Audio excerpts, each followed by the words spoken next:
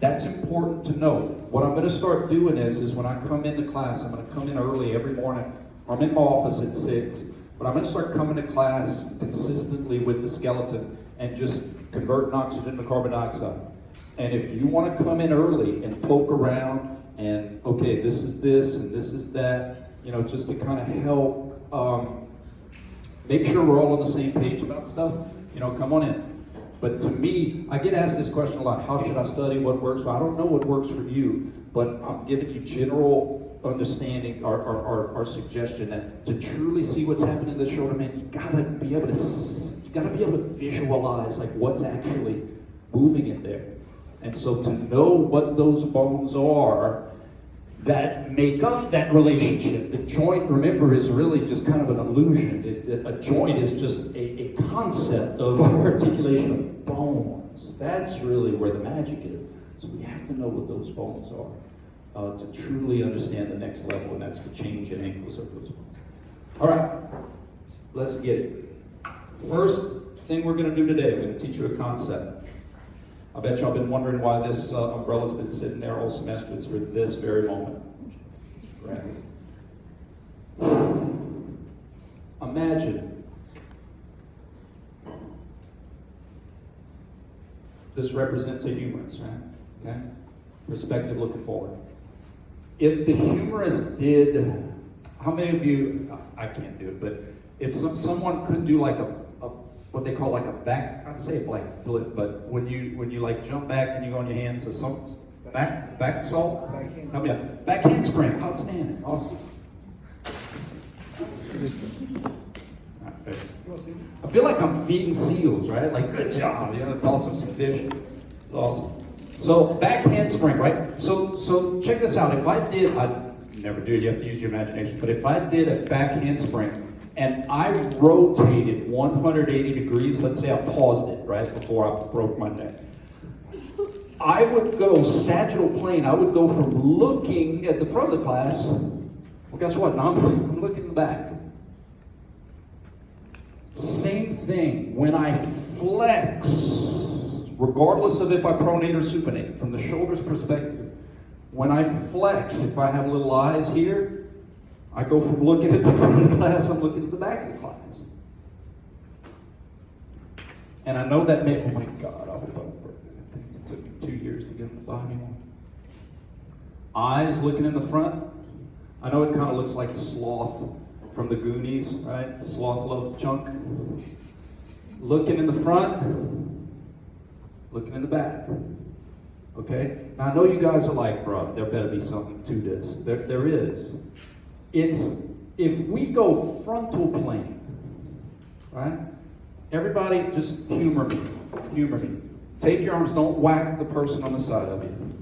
But, and you can move your elbows, that's okay. But if you bring your arms in the front, okay, go ahead, put your arms up in the air, right? Okay, shout to the dog. Okay, arms down. Now, again, be mindful of your neighbor. Go out to the side and notice at the end of the day, you get to the same place is what I'm trying to tell you, right? You end up getting to the same place. What I'm trying to say is, when your arms are up over your head, whether you go sagittally or frontally, you get to the same place. But I'm going to show you some magic that has to happen when you raise your hands up in the frontal plane. That doesn't have to happen in the sagittal plane. If you go frontal plane, eyes looking straight at you. If you go frontal plane, guess what? That son of a gun's still looking forward. And not only that, we only have so much golf tee. This ain't a whole golf ball. It's about half a golf ball. Yeah. There's no articulated surface with it. So it's impossible for us to just go frontal. We'd run out of real estate. We can go all sagittal and maintain the golf ball and the golf tee, no problem. But we can't go frontal only. We run out of space. So what the shoulder does in the frontal plane, pretty cool. You go, ab, ab, ab, ab, ab, ab, ab, ab, ab. I don't have any more room. Not only do you have bone on bone, you run out of articulating space. You externally rotate, freeing up, repositioning the humeral head so that you can start all over again and continue to go up and end up getting to the same place as if you would go sagittal. Now I'm facing the back again. Look at this.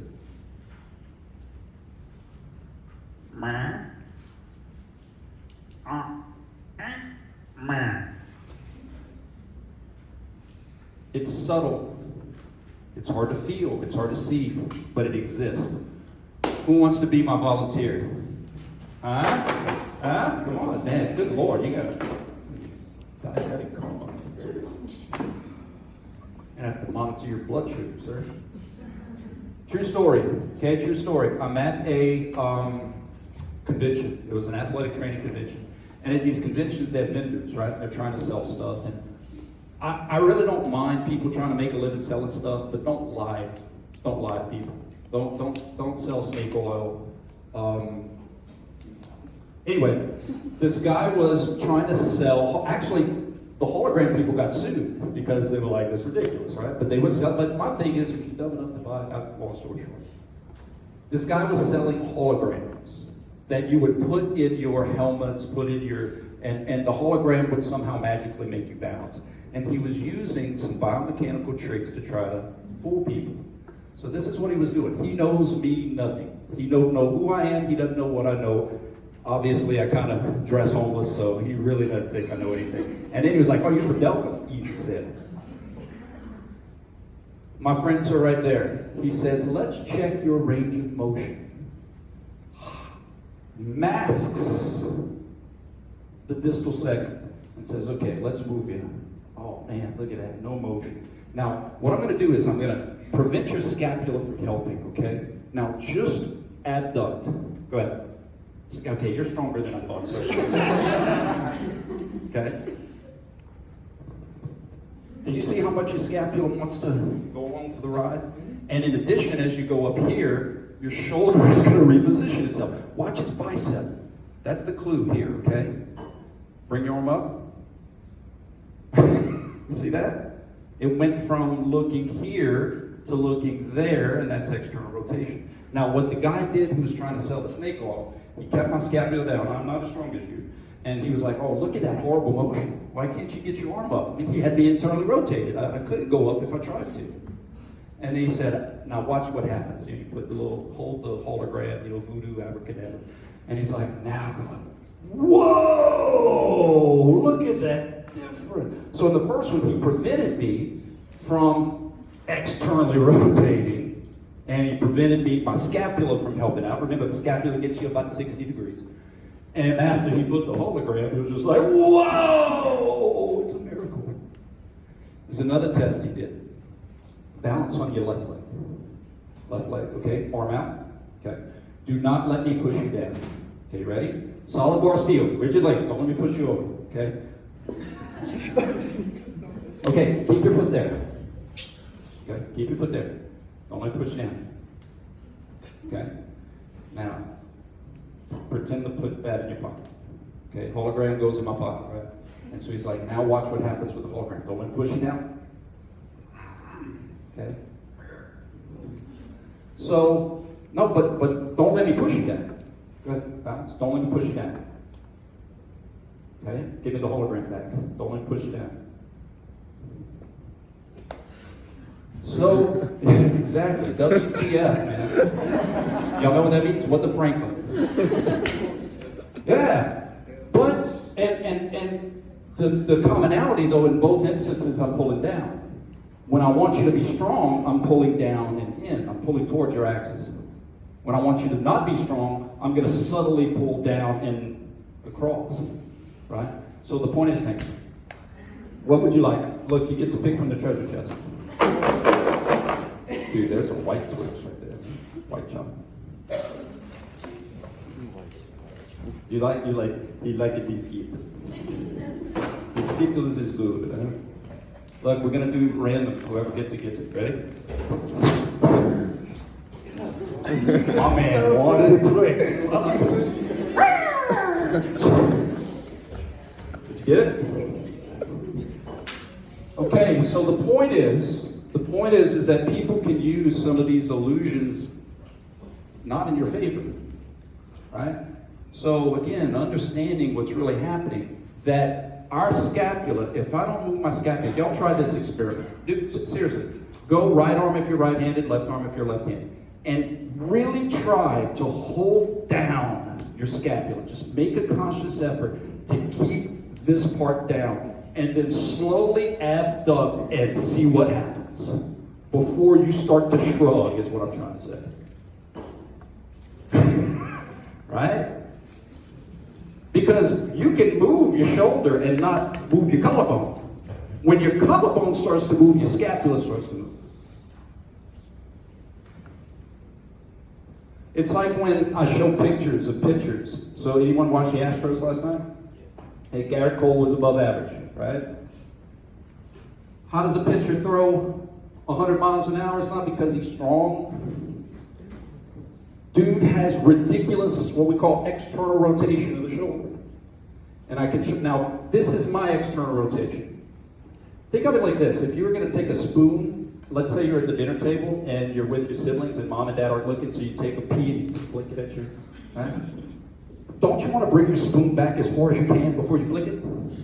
Here's my spoon. Not much flicking. Yeah, that's the magic. It's how far can you bring your spoon back, and the further you can bring it back, the faster you can flick that pea. Now, when I tell people this in class in biomechanics, and I do this, and I was like, look at your external rotation, this is what students will do. Oh, I could do that knee. And then they lean everything back, right? They move other body parts, they move other segments.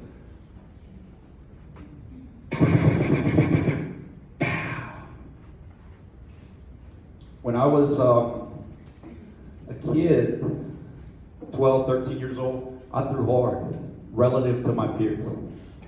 And the logic was, well, man, if I throw hard at 12, the older I get, the stronger I'm going to be, the harder I'm going to throw. My velocity went down as I got older. And it wasn't until graduate school that I was like, oh, I lost my range of motion. That's why my spoon no longer went back. I'll show y'all a couple. Don't do this to me. God, they don't. Y'all, I'm going to retire and still not know this C number jump. I'm an old dog. Y'all, watch this. Or see this. This is really cool. So the point is that flexion, extension, abduction, and adduction is from the perspective of the socket. The rotation is from the perspective of the humerus. So that way we can independently, even though when we abduct all the way, that's still abduction. But to help get you all the way, the shoulder is going to externally rotate in order to clear the head so that you can keep articulating high with one high. Okay? That's important. Flexion kind of has that naturally in it. Think of it like this. If we were in a merry-go-round, right? And I'm on one end of the merry-go-round and spinning. And as the merry-go-round goes around, I get to the other end, and now I'm facing another direction. So the reality is, I did two things. I did this, and then I did this. So that rotation is hidden within flexion, that repositioning, right? In other words, abduction and external rotation gives you the same ultimate change in position as the flexion. It's pretty cool. Here's another one to think about, where transverse rotation is hidden in, because remember, flexion, extension, abduction, there's a combination of both, right? There's linear and angular. This is so cool. I think this is cool. Y'all may think it's so cool. Anatomical.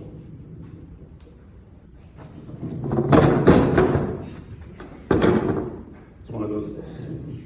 Watch this, how cool. Flexion. Horizontal abduction. Adduction. Where's my foot facing? Somewhere in those two motions, I externally rotate. That's pretty cool, right? And that rotation occurred within the horizontal abduction. It's pretty neat. Is this up and running? Please be up and running. Because I want to show them something cool, source.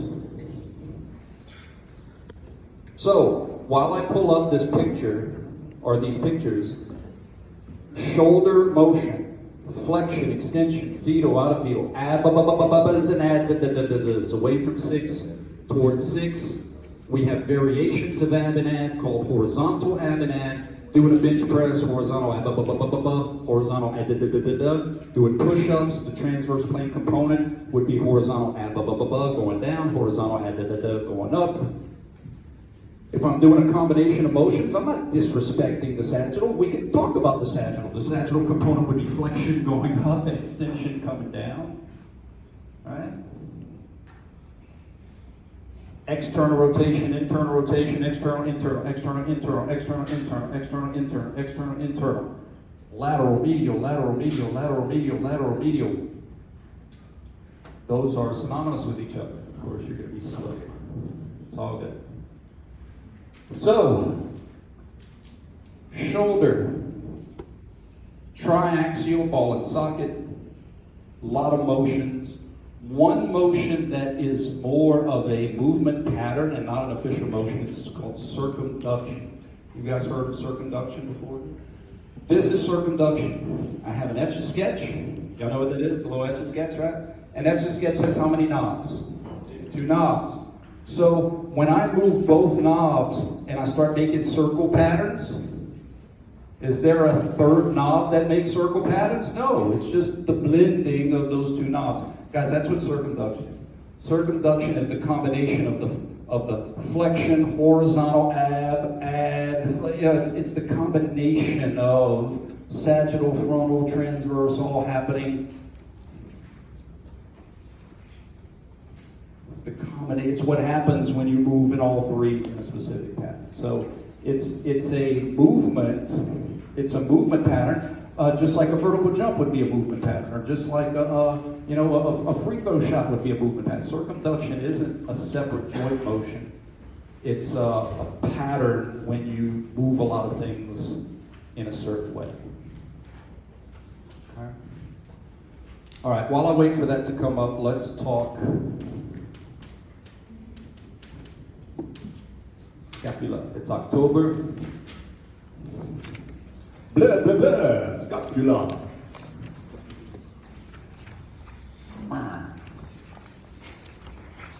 I posted a picture the other day. I thought it was pretty cute. It was a picture of like Elvis hair, and it said pelvis, because it was like an Elvis pelvis. I thought it was really funny. My mom and dad thought it was pretty lame.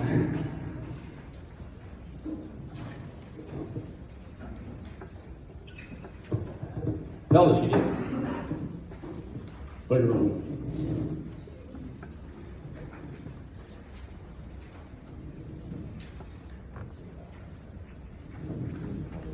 All you love so far tonight is your kitchen front. All right. So scapula. Remember, scapula is the Robin to the Batman. That would be the shoulder. I mean, I know that analogy may have holes in it, but what I mean by that is the shoulder gets all the love, shoulder gets all the recognition, shoulder, is super important. Dude, that scapula is a big time partner. He's the Scottie Pippen to the Michael Jordan. He is the Taysom Hill to the Drew Brees. Guys, your scapula is underrated, in my opinion. Underrated. Let me ask you this. When you do, let's see, I'm sorry, Mr. Chair. God, dude, I really feel bad.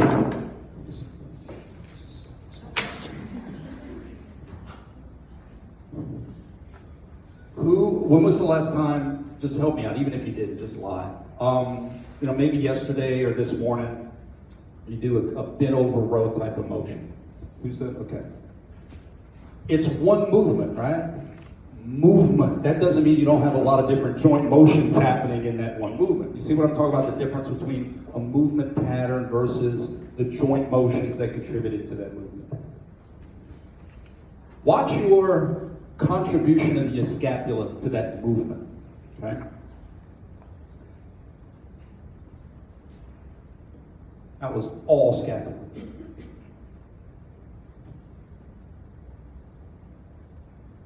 That was shoulder and elbow. But when you do it at the same time, the shoulder gets credit for all of them. Okay? Remember in class, well, I think I did this. Did I do my little T-Rex analogy? Yeah. When I was just kind of showing you, just kind of teasing you the effects. So if all I did was flex, this is how far my hands would get out. Scapula gives me all of that. Now, the illusion that happens is that my scapula doesn't move straight up and down. It orbits, right? So there's some rotation to it. So if I only moved, if I kept my shoulder locked into place, if I froze my shoulder, freeze, Rick! Thank you, Guru. If I only orbited my scapula, my hand would move. So what do you think happens to my shoulder to keep my hand going forward? Horizontally abducts. At the same angular motion as my scapula is protracting, and you keep your hands. That's super cool. Same thing happens when you shrug, right? Your scapula does this, so your shoulder, as your scapula does this, your shoulder does this. See the illusion there? It's pretty cool. Right? So, scapula aids, the biggest thing the scapula do, aids in your functional circle of reach. That is a concept that's in your book, the functional circle of reach. And the functional circle of reach is literally this mythical bubble that exists where you can do work in, that you can put your hands and feet in infinitely many combinations of points, X, Y, Z, in order to either catch, defend, punch, screw, hammer, draw, throw. And in order to get your hands in all those places, you better have a lot of things that can cancel out, move, reposition. Okay? So the concept of the functional circle, again, sports are games of inches, right? Well, guess what was games of inches for our ancestors? Life was games of inches. Being able to reach just a little bit more when you need it. Being able to reach a little higher, a little bit more out to the side, a little bit further back. That's what our scapula does. Okay? So scapula aids in our functional circles of reach.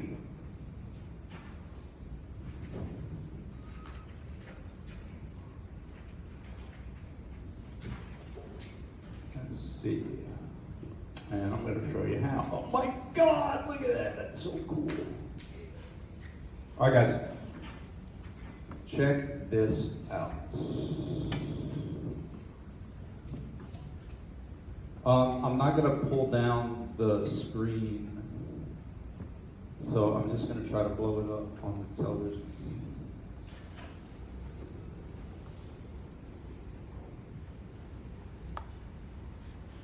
Now, ladies and gentlemen, there's an illusion there. Globally referenced, their forearm is parallel with the ground, right? So you're like, big deal, 90 degrees. Look at where their trunk is. So my point to you is, you try to lean forward and then take your spoon and make it parallel with the ground in the back. You see what I'm trying to get to? He's parallel. The dude on the left is parallel. Is that Chapman? He's parallel with the ground with a forward lean. I can't even get my spoon standing upright to go back anymore. And this dude is here and externally rotates his forearm to make it parallel. And you know what that means? You know what that means for him? He's a genetic freak. You can't train that. You can train to optimize your gift, but you are born with that window of range of motion. Now, conversely, he has the same range of motion as all we do, just in a different window. It's really cool. In other words, he can't internally rotate as much as I can internally rotate. So if there's ever an Olympic sport where you have to throw behind you, I might like dominate that, man. That dude would be like, dang it, I can only throw the ball. That's the magic. That's what makes throwers be able to throw. It's not about body type, height. There's been pitchers 5'9" that can throw 100 miles an hour. But by God, can they take their spoon and then make it go back? Now, why is it hard to see this? Because it happens so fast. The motion is faster than what our eyes can process. We need high-speed cameras to slow it down. So when we're watching the Astros last night, it just looks so, I see the ball, I see the ball, I see the ball, but then all of a sudden it's a blur. It happens so fast. We can't perceive how far back they're externally rotating. Pretty cool, man. Pretty cool. So let's do a little experiment. I'm going to teach you about motion analysis. Looking at the guy on the right, I think that's Billy Wagner. Tilt your head left ear to left shoulder and look at his trunk as if it was in anatomical position, and look how far back that spoon is cocked. You go left ear, left shoulder, and all of a sudden your shoulder starts to throb. You're like, oh my God. And that was towards the end of his career. When he was younger, he could go hard. That's what all of these pro guys can do. And all these ladies can do. They can take their shoulder and externally rotate it further than other people. Okay? Really cool. All right, so let's get back to the scapula. So, how can the scapula help? If we're going with the Halloween theme, think of it as a butler. You ready? And so the scapula can help by orbiting up and down. Now, keep in mind, there's never any pure translation, because the scapula is connected to, what's this one? Clavicle. And the clavicle is connected to the, what's this one? Yeah. So the only option it really has is to kind of angulate, right? I mean, it can't just literally go up and down. You dislocate this part here. So when you're doing this, what's really happening is this. Does that make sense? With the illusion of as you do this, the shoulder does this, and so this angle never changes globally. This stays parallel. That first motion up and down of the scapula we call elevation and depression.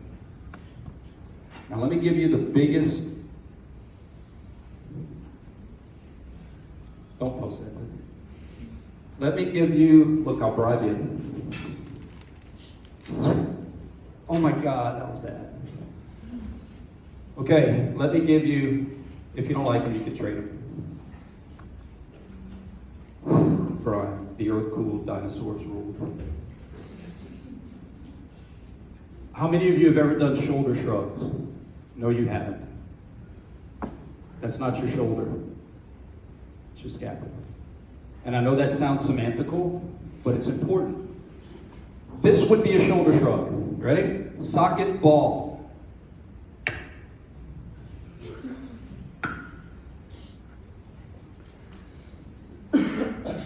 And if you say, well, the shoulder's going up and down, so is my elbow. Let's call it an elbow shrug. That's just as arbitrarily wrong.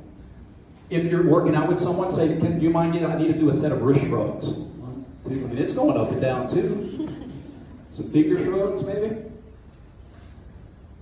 Why do people say shoulder? Because they don't know. And I'm not dissing them. That's not their job to know. They haven't taken an upper level class of human motion. And they may feel muscles up here contract. Yeah, they're stabilizing you to prevent the golf ball being pulled out of the socket. But the reality is this isn't shoulder, guys. It's scapula. Scapular elevation. And then the opposite of being elevated, like if you're on a high, right? Elevation. Your mood is elevated, your energy is elevated, then you crash down. And the opposite of that is called depression. Elevation of the scapula, depression of the scapula. Now, let me show you, I know I say now a lot. Check this out. You don't even tap your potential of scapular depression. It's because your traps and some other muscles have activities of daily living, give it some tonicity, so that way it kind of naturally supports that range of motion. Prevents your scapula from depressing more. But what would happen if I allowed my scapula to depress as much as it possibly can? This is what you get.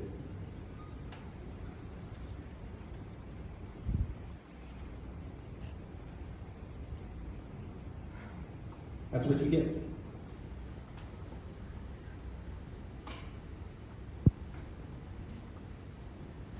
They can't take those rings off because they have atrophied those scapular muscles so much to allow depression occur. That's extreme scapular depression. That's nuts, huh? That's how much of your neck is hidden within your traps, is what I'm trying to get to. So if you could just basically snap out your traps and your other spinal muscles, that's how much you can depress the scapula. It's not that they have long necks.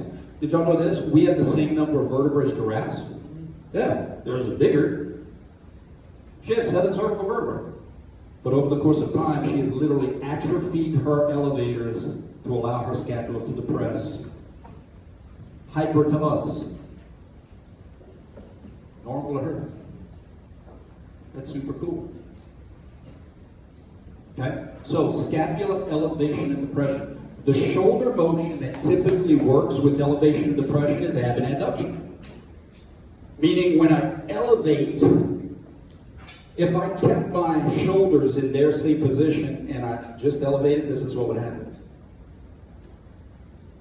So if I'm holding onto a bucket or something heavy, when I do this, that's going to put a large moment on my arm. So as I elevate, I naturally adduct with it in order to keep my arm plumb bobbing with the ground. Elevation with adduction, depression with adduction.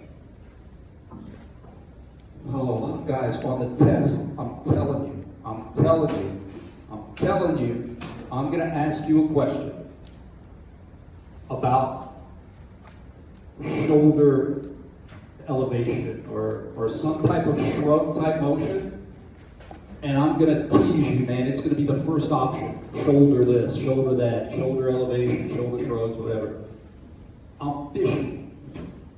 Now, some people may say I'm being tricky. I'm trying to teach you that the majority of that motion, remember, the shoulder's only moving to compensate what the scapula is doing. The shoulder is moving to reaction. It's an action-reaction. The scapula starts to go up, so then the shoulder kind of plump up. That's scapula stuff. I can shrug 100 pounds. Maybe only once. Maybe I might die. But you know what I can't do in 100 pounds? This. Right? This is scapula stuff. So we have to get that out of our heads, that I'm doing some shoulder shrugs, shoulders. It's not. It's scapula. Okay? The scapula can also help your functional circle forward and back. Okay? Orbiting the ribs anteriorly and posteriorly.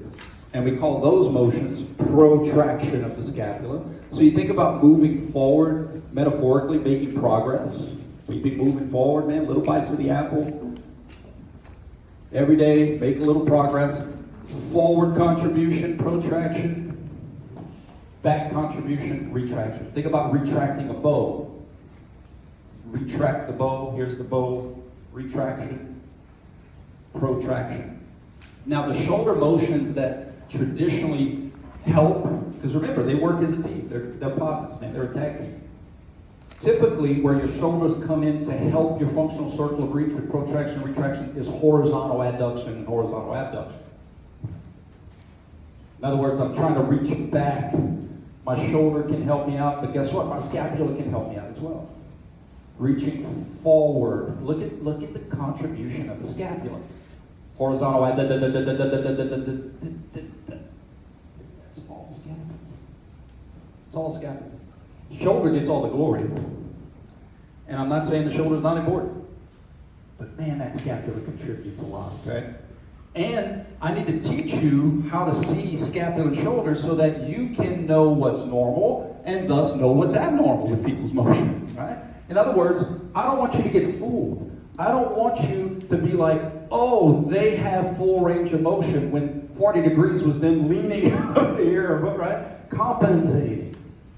We have to be able to see, whoa, let me stabilize this so that you don't cheat, and now move it to the side. I just got to teach you that a lot of these functional tasks, several joints work together for these functional tasks. All right? So, protraction, retraction. The last one is the coolest.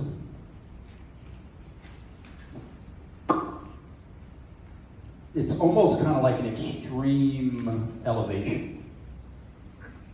So in other words, even when you elevate, there's a little bit of this. You go up and across, up and across. But the scapula can go even further. Scapula can lean. I call it leaning. Why do I call it leaning? Because if I want to get my arm higher and not move my shoulder, I can lean my trunk and my arm goes up higher. It's actually a function of lever.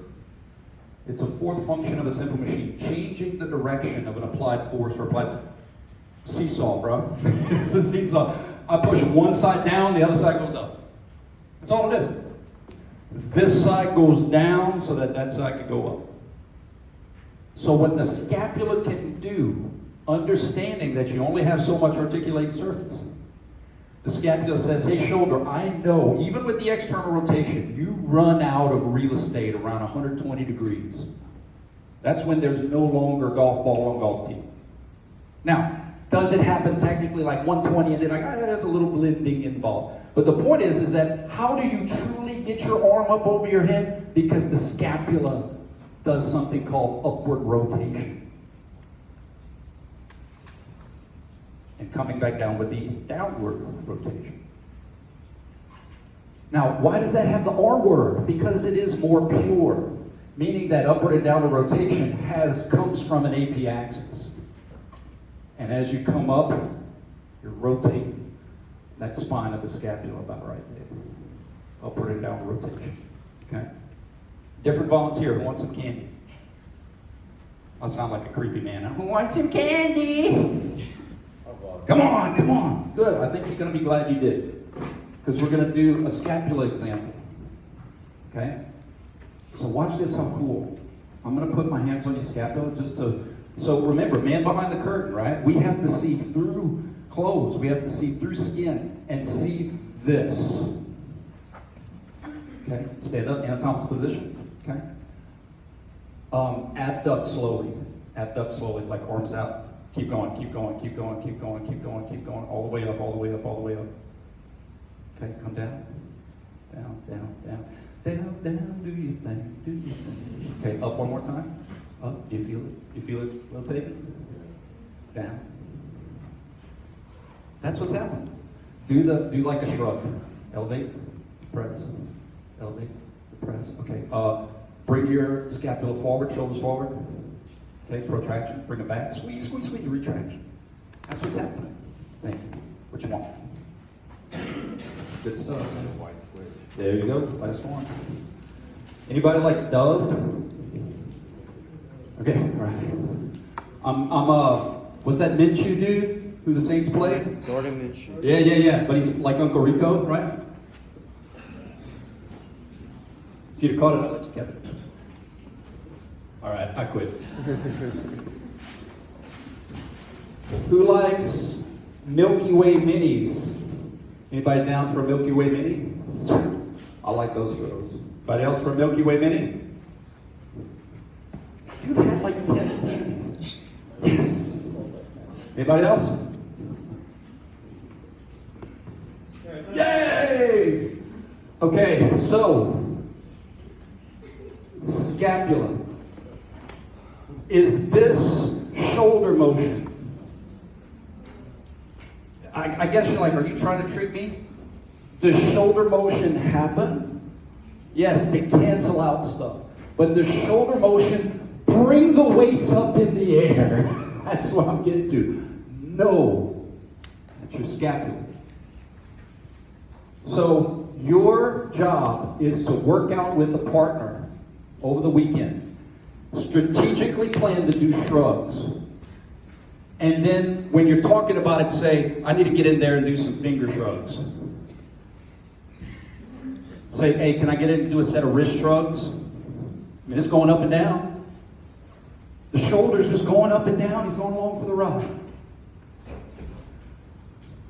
Shoulders can flex, extend, abduct, adduct, internally, externally, rotate, horizontal, AB and adduct. There's no such thing as a shoulder elevation or a shoulder shrug, okay? This is shoulder stuff. This is scapula stuff. That's your homework, is to extract the difference between shoulder and scapula. And I challenge you, my last challenge is if you're working back, or if you're working front, it doesn't matter. Try to separate scapula from shoulder. It's going to help you tremendously. In other words, even if you're doing a seated row, retract first to feel what the scapula's contribution is, and then move your shoulders. I'm not saying, oh, it's better to do it this. That's not what it's about. It's about feeling the contributions of the motion. Even if you're doing bench or push-ups, do the shoulders, try to keep your scapula back, and then just move the scapula to just see the contributions. Because if you do it all at the same time, you miss who contributed what. Okay? All right, y'all have a good weekend.